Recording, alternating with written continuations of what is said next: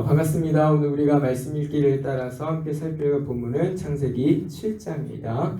오늘 우리가 함께 읽은 이 말씀을 가지고 우리가 다시 얻은 기회라는 제목으로 함께 하나님의 말씀을 생각해 보고자 합니다. 오늘 본문이 기록하고 있는 사건은 노아 때 있었던 하나님의 홍수 심판을 다루고 있습니다. 본 기사는 우리에게 잘 알려져 있는 내용일 뿐더러 다른 설명을 특별하게 요하지 않는 그런 내용이 될 것입니다. 특별히 신앙생활을 어느 정도 하신 분들이라고 한다면 굉장히 익숙하고 또 친숙한 본문이 바로 오늘 우리가 읽은 이 노아의 홍수 사건입니다. 그렇기 때문에 우리가 익숙하고 친숙하기 때문에 좀 중요한 부분을 놓치기도 식상인데 우리가 너무나 잘 알고 있는 말씀이니만큼 조금 더 집중해서 이 말씀의 교훈들을 좀 상고하고자 합니다. 아담의 범죄 이후로 모든 인생은 부패하여서 누가 시키지 않아도 죄를 짓는 처지에 빠지게 됩니다. 아담의 첫 후손이었던 가인과 아벨 사건에서도 벌써 하나님 앞에 제사하던 그 두 사람이 다투게 되고 그 가운데 살인이라고 하는 무서운 범죄가 일어나게 되는 것이죠. 누가 그렇게 살려고 하지 않았는데도 불구하고 아담이 범죄한 이후에 인생이 그런 죄를 가지고 살게 되는 겁니다.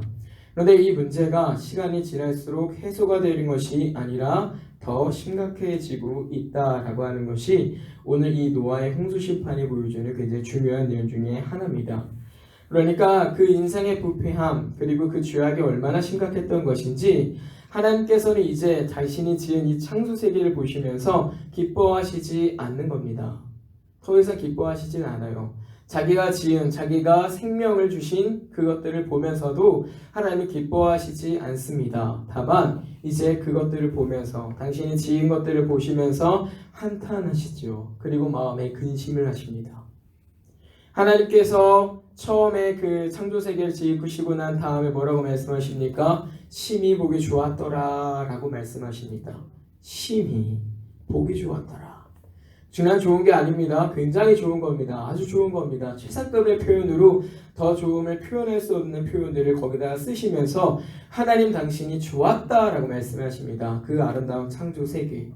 근데 지금 그 창조 세계가 지금 어떻게 된 겁니까? 오늘 6장에 이르러서는요. 한탄하시고 근심하시고 내가 이 자녀들을 이 땅에서 쓸어버려야겠다. 홍수로 이 땅에서 지워버려야겠다라고 하나님께서 마음을 품으실 만큼 그 계획을 이 백성들에게 말씀하실 만큼 그들의 죄악이 너무나 심각해졌다라고 하는 걸 잘 볼 수 있게 되는 겁니다.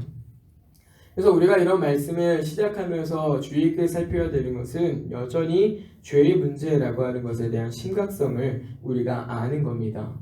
우리가 죄라고 할 때 말이죠. 특별하게 신성모독이나 아니면은 그에 준한 죄가 아니면 가볍게 생각하는 일들이 참 많습니다. 예를 들면 누군가의 감정을 상하게 한다거나 아니면 남모를 비밀을 가지고 산다거나 그렇지 않습니까? 기분이 상할 수도 있는 거지. 내가 그렇게 상하게 하려고 한 것도 아닌데 또 내가 이 마음을 가지고 남한테 얘기하지 않고 들키지 않으면 아무런 문제도 없는데 그러면서 그 죄의 문제들을 가지고 사는 경우들이 오늘날 교회에 너무나 많아요. 그런데 이 죄가 결국 어떻게 되는 겁니까? 자기 자신을 무너뜨리고 교회를 무너뜨리는 일들로 번져간다는 걸 우리가 이런 교훈으로 확인해야 된다 이겁니다. 아담의 범죄는 단 하나의 범죄였습니다. 뭡니까? 선악을 알게 하는 그 실과를 먹지 말아라 라고 하는 거였어요. 심지어는요 그 선악과를요 다 먹은 게 아닙니다. 한 입 베어 물었어요. 그게 죄가 됐단 말이죠. 그 하나의 죄가. 그 하나의 죄가 지금 어떻게 이제 연결이 되는 겁니까? 모든 인생을 다 부패하게 만들고 모든 인생을 다 죄 가운데 가둬버렸습니다. 하나님과의 언약 관계는 깨어졌죠. 하나님과의 그 좋은 관계도 깨어졌죠. 더 이상 그 하나님을 가까이 하며 살 수 없는 자리에 있게 됐습니다. 그래서 그들이 당한 것이 에덴 동산에서의 추앙입니다. 그리고 그들이 그 땅으로 다시 돌아와서 하나님께서 먹지 말라 하신 다른 것들을 또 먹을까요? 영생을 얻게 한다면 또 먹을까요? 하나님께서 그들이 절대 찾을 수 없도록 그 문을 가려버리셨습니다. 그리고 난 이후에 결과가 뭡니까? 행복하게 잘 살았더라가 아닙니다. 그 가인과 아벨로부터 시작해서 죄에 죄를 더하는 일들이 인생으로부터 계속 나오는 겁니다. 죄라고 하는 것은 그래서 우습게 여길 것이 아니라고 하는 점을 성도들이 잘 기억을 해야 됩니다. 교회에 두고서 말씀하실 때 하나님은 거룩하라 라고 말씀하십니다. 이 거룩이라고 하는 의미 자체가 구별되다, 어디서 분리되다 라고 하는 의미를 갖습니다. 그러니까 죄에서 구별된 상태 혹은 죄와는 분리된 상태를 두고서 거룩하다 라고 말씀을 하는데요. 교회에 두고서 주님이 말씀하실 때, 하나님 말씀하실 때 이렇게 요구하시는 거죠. 거룩하라. 너희는 죄와 구별되어라. 너희는 죄와 분리가 되어라 라고 말씀을 하신단 말입니다. 그렇기 때문에 죄는 무엇이 되었건 사소한 것까지도 우리가 기피하고 미워할 줄 알아야 하는 거예요. 남한테 들키지 않았으니까 되었다. 나 혼자만 가지고 있으면 됐다. 남을 상처 입혔다. 근데 그럴 수도 있지. 우리가 살다 보면 그럴 수도 있는 거지. 내가 연약하고 그러니까 그럴 수도 있는 거지. 그런 문제가 아니란 말입니다. 작은 것부터 하나하나가 다 하나님 앞에 죄인 줄 알고 그것이 무거운 줄 알고 우리가 구별된 삶으로서 그것들을 미워하고 거절해야 된다라고 하는 것을 우리가 이 말씀을 교훈을 받는 겁니다. 그때 그 백성들이, 그때 그 교회들이 하나님 앞에서 정말로 그렇게 자기들의 죄를 미워하고 살았더라면 하나님께서 홍수 심판으로 그들을 쓸어버릴 계획 따위는 하지 않으셨을 것이기 때문입니다. 너무나 심각한 처지에 그들이 오게 됐습니다. 그 하나의 죄가 그들을 홍수 심판이라고 하는 것을 통해서 온 땅 이 지면에서 다 없애어져야만 할 만큼 심각한 부패함으로 썩어 들어가게 만든 것이죠. 그렇기 때문에 성도들이 잘 교육을 해야 되는 것이 작은 죄도 조심하면서 살아야 한다라고 하는 겁니다. 여기서 우리가 또 주의해야 될 다른 하나는 하나님께서 이 교회를 보실 때 과연 기뻐하시겠느냐라고 하는 겁니다. 다른 교회 아니고 우리 교회 먼저. 하나님이 이제 교회를 세우십니다. 그 교회를 세우시고 난 다음에 반드시 기뻐하셨을 것입니다. 왜요? 당신의 사랑하는 자들을 거기에 불러두셨기 때문이죠. 그리스도의 은혜로 부름받은 그 사람들을 하나님께서 존귀하게 여기시죠. 그들로 말미암아 교회를 이루게 하셨죠. 그 교회가 하나님 보시기에 기쁜 건 당연한 일인 겁니다.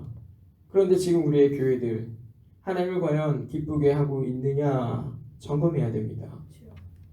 창조의 세계가 하나님의 영광을 드러내고 하나님의 솜씨를 드러내고 그분을 찬양할 수 있게끔 하고 하나님의 아름다운 그 기뻐하는 것들을 다 드러내는 그런 곳이었는데 죄가 그것들을 다 썩어뜨리고 망가뜨렸단 말입니다. 우리의 교회도 잘 점검해야 되는 겁니다. 하나님의 솜씨가 있는 곳이고 하나님의 영광이 드러나는 곳이고 하나님께서 기뻐하시는 교회면 틀림이 없지만 그러나 그 안에서 내고 있는 것들이 그 안에서 가지고 있는 것들이 썩어질 것들이라면 과연 하나님이 기뻐하시겠는가? 오히려 우리를 교회로 부르시고 난 이후에 한탄하시는 건 아니시겠는가? 마음에 근심하시는 건 아니시겠는가?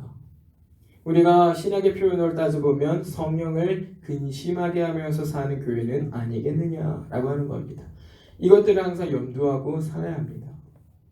우리가 이 노아의 홍수 사건을 이제 먼저 보기 전에 반드시 우리가 점검해야 될 것이 바로 이 두 가지와 같은 것이죠. 사소한 것이라도 죄는 죄다. 그 무거움은 굉장히 크다라고 하는 거. 이걸 우리가 분명히 인식을 해야 된다는 것이고 또 다른 하나는 우리 자신이 하나님 앞에 과연 깨끗하고 좋은 것들만을 내어드리고 있느냐라고 하는 겁니다. 내가 내어드린 것 하나 때문에 하나님께서 악취를 느끼시는 건 아니시겠는가? 우리의 교회가 내어드린 것 때문에 하나님께서 이 교회를 보시면서 악취를 느끼시는 건 아니시겠는가라고 하는 겁니다. 교회를 세우실 때 하나님께서 기쁘게 세우셨을 것이나 이제는 우리가 그 하나님을 근심하게 하고 마음 아프게 하는 자리에 있는 건 아니냐라고 하는 겁니다. 이 부분들을 우리가 점검해야 한다. 이어서 이제 우리가 생각할 것이 있으니 그래서 노아의 때 그 범죄함이 얼마나 심각했느냐라고 하는 걸 좀 생각을 해봐야 됩니다. 대체 얼마나 그들의 죄가 심했길래 하나님께서는 그들을 땅에서 지워버릴 계획을 세우셨을까라고 하는 겁니다. 누가복음 17장 26절 이하의 말씀을 보면 이런 말씀이 있습니다. 예수님께서 인자가 오실 때라고 하는 것들을 말씀을 하시면서 이제 주시는 말씀인데요.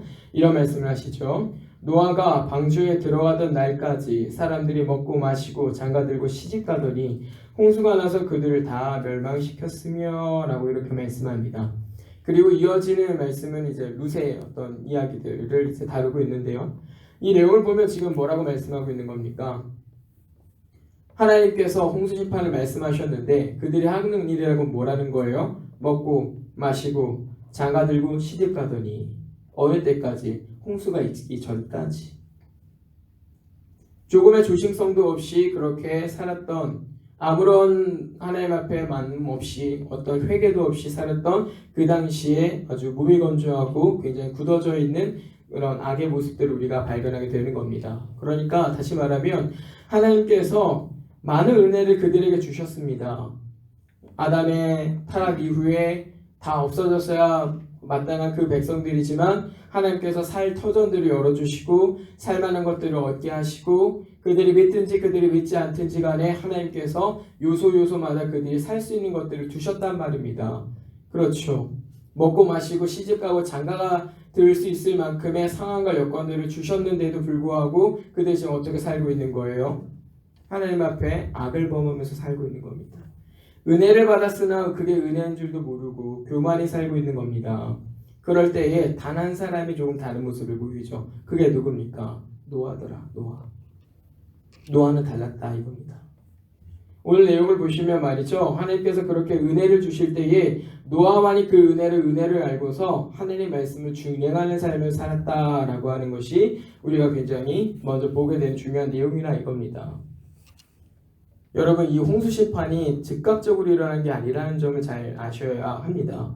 이 일들이 일어나기까지 사실 100여 년이라는 시간이 걸렸어요. 노아가 500세 때 그의 아들들을 낳았을 때 처음 하나님께서 그 백성들의 타락을 보시고 말씀을 주십니다. 홍수 심판을 할 것이다 라고 이렇게 말씀하세요. 우리 잠깐 한번 읽어볼까요? 우리 창세기 6장 보시면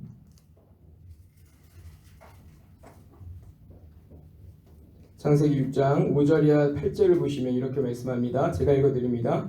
여호와께서 사람의 죄악이 세상에 가득함과 그의 마음으로 생각하는 모든 계획이 항상 악할 뿐임을 보시고 땅 위에 사람 지으셨으면 나타나사 마음에 근심하시고 이르시되 내가 창조한 사람을 내가 지면에서 쓸어버리되 사람으로부터 가축과 기는 것과 공중의 새까지 그리하리니 이는 내가 그것들을 지었으면 한탄함이라 하시니라. 그러나 노아는 여호와께 은혜를 입었더라 라고 얘기를 하시죠. 근데 이게 어떤 때냐라고 보면 5장의 32절에 노아는 500세 된 후에 셈과 함과 야벳을 낳았더라 라고 이렇게 말씀하시죠. 그러니까 지금 어떤 말씀이냐면 노아가 500세가 됐던 그때에 하나님께서 홍수 심판을 예언하신 겁니다. 근데 이 홍수가 언제 일어난 거예요? 이제 100년이 지나고 난 다음에 일어난 거예요. 100년이 지나고 난 다음에. 그가 600세 되던 때에 비가 내리기 시작했다라고 성경에 우리가 말씀합니다. 그러니까 하나님께서 너에게 징계가 있을 거야 라고 말씀을 하셨죠. 그리고 노아는 그 말씀을 따라서 부지런히 방주를 지어갑니다. 그 시간이 100년이란 말이에요. 사람들이 하나님의 심판을 모를 수가 없는 때인 겁니다. 왜요? 방주는 커져가고 있으니까. 더욱 거대해지고 더욱 근사하게 완성이 돼가고 있는 거예요. 근데 이 사람들이 어떻게 하고 있는 거예요? 그 중에서도 회개하는 사람 아무도 없이 그저 자기들의 일상생활에만 몰두해서 살고 있더라라고 하는 겁니다. 하나님께서 그들을 악하게 보신 것입니다. 이 말씀을 우리가 잘 주의해서 생각해야 될 건 말이죠. 우리가 지금 어떤 경우에 해당되느냐를 잘 확인해야 되기 때문에 그렇습니다. 주님이 우리에게 분명히 약속하신 것이 있어요. 그게 뭡니까? 내가 다시 오겠다라고 하는 말씀이에요. 그 기간 동안 교회가 준비해야 될 건 뭐라는 거예요? 그러면 그 심판을 준비하면서 마치 방주를 건축하듯이 하나님께서 우리에게 살 길을 열어주신 그 걸음을 걸어가야 된단 말이에요. 부지런히 믿음 지켜서 살아야 된단 말이에요. 근데 그거 하지 않고 지금 뭐 하는 거예요? 일상에 내가 먹을 것들, 내가 입을 것들, 내가 쓸 것들, 이것들에 힘을 기울이고 마음 기울이고 사는 교회가 있단 말입니다. 기도할 때마다 하나님 내가 오늘은 뭐가 갖고 싶어요? 기도할 때마다 하나님 내게 이거 주셔야 돼요. 일상에서 내가 필요한 것들만을 요구하면서 사는 일들이 너무나 많은 겁니다. 뭐 어떤 준비 없이, 주님을 맞이할 준비 없이, 내 믿음 거룩하게 하고 내 믿음 지켜서 하나님을 만날 준비 아무것도 없이 그저 일상생활에만 몰두해서 마치 이 시대의 사람들이 노아의 홍수가 있을 거를 뻔히 보면서도 아무런 준비를 안 한 것처럼 그렇게 사는 교회들이 오늘날 더러 있다 이겁니다. 잘 확인하셔야 돼요. 여러분, 어디에 마음을 두고 살아가십니까? 교회라고 살아가시는데 일상에 몰두하고 살아가십니까? 아니면 여러분의 믿음을 지키기 위한 그 자리에 더 마음을 두고 살아가십니까?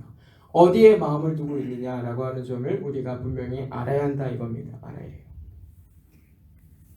우리가 노아의 어려움을 이해할 수 있을 것 같습니다. 노아가 100년이라고 하는 시간 동안 혼자 고군분투해서 그 믿음을 지켜 사는 것이죠. 얼마나 많은 사람들의 조롱이 그들 가운데 있었겠습니까? 그리고 또 얼마나 많은 오해들이 그 가운데 있겠습니까? 또 얼마나 많은 경우에 그가 이 믿음을 지키는 일들을 포기하고 싶었겠습니까? 비는 온다 그랬는데 비가 오질 않아요. 1년이 지나도 10년이 지나도 50년이 지나도 70년이 지나도 비가 오질 않아요. 비는 온다고 그랬어요. 근데 비가 오질 않아요. 사람들에게 얘기를 해도 그 설득력이 떨어져 갈 겁니다. 그렇지 않습니까? 생각해 보십시오. 우리 집사님들이 있는데 하나님께서 방주를 지어라 라고 하셨어요. 열심히 짓고 있습니다. 100년이 지나가는 동안 자신 있습니까? 그것들 끝까지 할 수 있으리라는 그런 믿음이 우리에게 있습니까? 쉽지 않은 겁니다. 쉽지 않아요. 그런데도 불구하고 노아가 그 자리에 견고하게 있었다라고 하는 겁니다. 어떻게 그럴 수 있었느냐라고 생각을 해봐야 되는데 다른 이유가 아닙니다. 노아가 하나님께 은혜를 입었기 때문에 그렇습니다. 다시 말하면 사실상 이게 가장 중요한 이유가 되는 거는요. 노아가 방주에 들어갈 수 있었던 이유이기도 하기 때문에 그렇습니다. 세상에 많은 사람들이 다 악해서 사실은 노아까지도 하나님께서 심판하셔도 부족하지 않는 사람인 겁니다. 그러나 그 가운데 하나님께서 말씀을 준행하려고 하는 이 한 사람을 긍휼히 보시는 겁니다. 긍휼히 보시고 그에게 은혜를 주셔서 그 심판 가운데서 건져내시는 겁니다. 그 한 사람만 건져내시는 것이 아니라 그의 가정을 그리고 그 창조 세계가 다 없어지지 아니하고 남을 수 있는 그 씨들을 다 건져내시는 겁니다. 은혜다, 은혜. 하나님께서 노아에게 은혜를 주셨고 그 가운데서 건져내셨습니다. 그리고 노아에게 믿음을 더할 일들을 계속해서 하십니다. 100년이라고 하는 시간 동안 노아가 그 일들을 꾸준하게 할 수 있도록 그 일들에 의심하지 않고 끊임없이 할 수 있도록 끝까지 최선을 다해서 주님이 말씀하신 것들을 준행할 수 있도록 하나님께서 그에게 은혜를 주신 겁니다. 그래서 노아가 견뎌낼 수 있었던 거예요. 그의 믿음이 좋아서가 아닙니다. 그의 믿음이 좋아서가 아니라 그의 믿음을 강하게 하시고 그의 믿음을 끝까지 붙들어 주시는 주님의 은혜가 그에게 있었기 때문이다 라고 하는 겁니다. 이 내용은 어디서도 분명하게 확인할 수 있냐면 노아가 이 홍수 심판이 끝나고 난 이후에 어떤 일을 하느냐 라고 하는 걸 통해서 확인이 가능합니다. 노아가 어떤 일을 합니까? 땅이 다 말랐죠. 이제 그 노아의 방주에서 나왔죠. 그리고 나서 노아가 하는 일이 뭡니까? 술에 취해 잠들었어요. 술에 취해 잠들어서 자기의 허물을 보입니다. 그것 때문에 자기의 자녀들이 저주를 받는 상황에 이르게 돼요. 노아의 믿음이 좋아서가 아닌 겁니다. 노아의 믿음이 훌륭해서 하나님께서 그를 건져내신 게 아닙니다. 그저 그 사람을 하나님께서 긍휼히 보신 겁니다. 그리고 그에게 믿음 없는 그 믿음을 강하게 하신 겁니다. 그리고 끝까지 견디게 하신 겁니다. 이게 우리의 구원이다. 우리는 노아 사건을 통해서 그것들을 교훈을 받아야 하는 겁니다. 나처럼 믿음 없는 사람이 어떻게 이렇게 살 수 있을까? 나처럼 연약한 사람이 어떻게 주를 위하여 살 수 있을까? 라고 할 때 다른 이유 아닌 거예요. 은혜 때문이라, 은혜 때문이라. 하나님께서 우리를 긍휼히 여기시죠. 나를 긍휼히 여기시고 나를 불쌍히 보시죠. 그래서 내가 구원받을 것이 아무것도 없고 내가 하나님 앞에 내어드린 것이 주 앞에 내어드린 것이 아무것도 없는데도 불구하고 나를 교회로 부르십니다. 그리고 나를 교회로 살게 하십니다. 없던 믿음을 내게 주시지요. 그 믿음을 강하게 하시지요. 그 믿음을 가지고 끝까지 살게 하시지요. 그게 우리의 믿음이고 그게 우리의 구원이라고 하는 겁니다. 얼마나 놀랍습니까? 얼마나 하나님께서 이 노아를 친절하게 도와주고 계시는 겁니까? 하나님께서 은혜를 베풀어 주신다라고 하는 사실을 또 어디서 확인할 수가 있냐면 노아가 그 방주 안에 이렇게 맞이했던 동물들을 통해서 확인할 수 있습니다. 주께서 그에게 말씀하십니다. 너와 너의 가족들이 들어가라. 근데 그렇게만 하는 것이 아니에요. 누구를? 동물들을 데리고 들어가랍니다.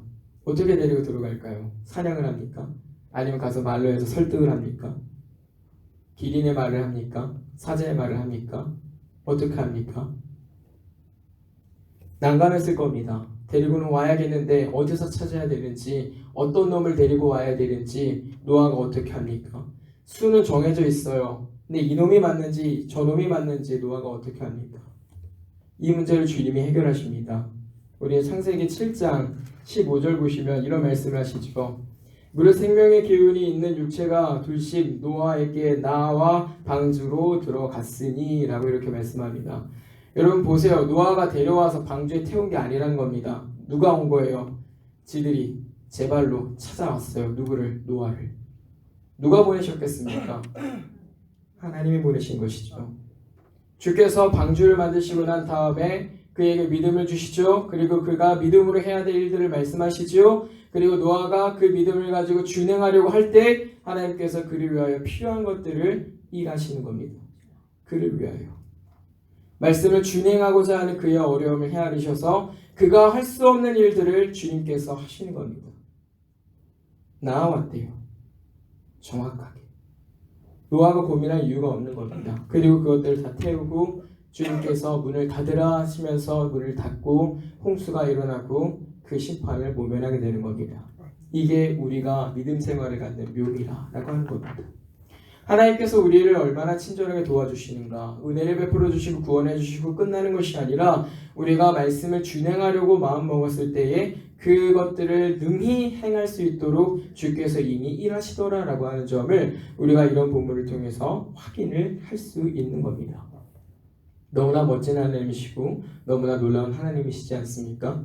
그가 모든 일들을 다 하시는 거예요.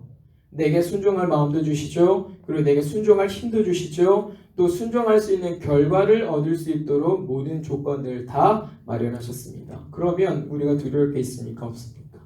두려울 게 없는 거예요. 내가 믿음 가지고 내가 당신의 말씀을 따라 살려고 합니다. 내게 믿음을 주셨으니까 그렇게 일해 주세요 라고 하면 되는 거예요.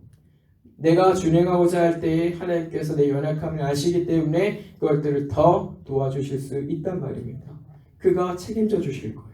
그게 우리의 신앙생활이다라고 하는 점을 이 말씀을 우리가 확인하게 된다 이겁니다. 사랑하는 성도님들, 노아의 이 사건은 우리가 얻은 구원이 무엇인지를 분명히 보여주는 사건입니다. 그리고 은혜를 입은 자가 어떻게 살아야 하는지를, 또 어떻게 살 수 있는지를 잘 볼 수 있는 사건입니다. 우리가 무엇인가 하나님 앞에 구원을 얻기 위해서 내어드리기 이전에 하나님께서 우리를 은혜로 구별하십니다. 죄에서 우리를 건져내시죠. 그리고 그 은혜로 하나님의 말씀을 준행할 수 있는 힘을 우리에게 주십니다. 하나님의 은혜로 우리가 그렇게 말씀을 따라서 준행하려고 할 때 하나님께서는 그 일도 스스로 대신 다 해주시는 분이십니다. 너무 놀라운 하나님. 우리가 그 하나님을 섬기고 살아간다라고 하는 것을 잊지 않는 올 한 해가 되어야 된다라고 하는 겁니다. 두 번째는 이제 2020년 한 해가 이제 새롭게 시작이 된 겁니다. 노아를 통해서 하나님께서는 인생에 다시 한번 기회를 주십니다. 모든 것들을 다 지원했어야 하나 하나님께서 그렇게 하지 않으시고 또 한 번의 기회를 주십니다. 오늘 우리도 마찬가지입니다. 어찌 보면 지난 한 해의 삶을 돌이켜보았을 때에 너 교회에서 탈락이라고 해도 할 말이 없을지 모릅니다. 그런데도 불구하고 올 한 해 또다시 교회라고 하는 이름으로 새로운 기회를 주십니다. 이 얻은 기회를 우리가 잘 써야 되는 거 아니겠습니까? 그래서 작년과 오늘 한 해가 달라야 할 겁니다. 작년과 올 한 해가 분명히 달라야 될 겁니다. 하나라도 반드시 달라지는 게 있어야 될 겁니다. 받은 기회를 우리가 잘 선용하려고 할 때 하나님께서는 반드시 도움을 주실 것이고 또 그의 좋은 결과들을 얻게 하실 것입니다. 그게 오늘 우리가 이 말씀에 주는 도전이고 용기 아니겠습니까? 2020년 한 해를 살아가시는 동안 여러분 믿음 흔들리지 않으시길 바라고 또 꾸준하시길 바랍니다. 끊임없이 계속 그 일들을 잘 해가시길 바랍니다. 반짝하고 꺼지는 것이 아니라 꾸준히 그리고 지속적으로 하나님의 말씀을 준행하는 여러분이 되길 바랍니다. 우리가 그렇게 하나님의 말씀을 따라서 준행하고 살아가려고 할 때 하나님께서는 이 교회를 도와주시고 당신의 뜻하신 바에 따라서 사용하시고 우리가 할 수 없는 일이지만 할 수 있는 것으로 해주시고 능히 많은 일들을 이루어 주실 것입니다. 2020년 주어진 한 해를 이렇게 믿음을 가지고 살아가면서 하나님의 하실 일들을 기대하고 말씀 준행하여 살아가길 힘쓰는 저와 여러분 되기를 주님의 이름으로 부탁을 드립니다.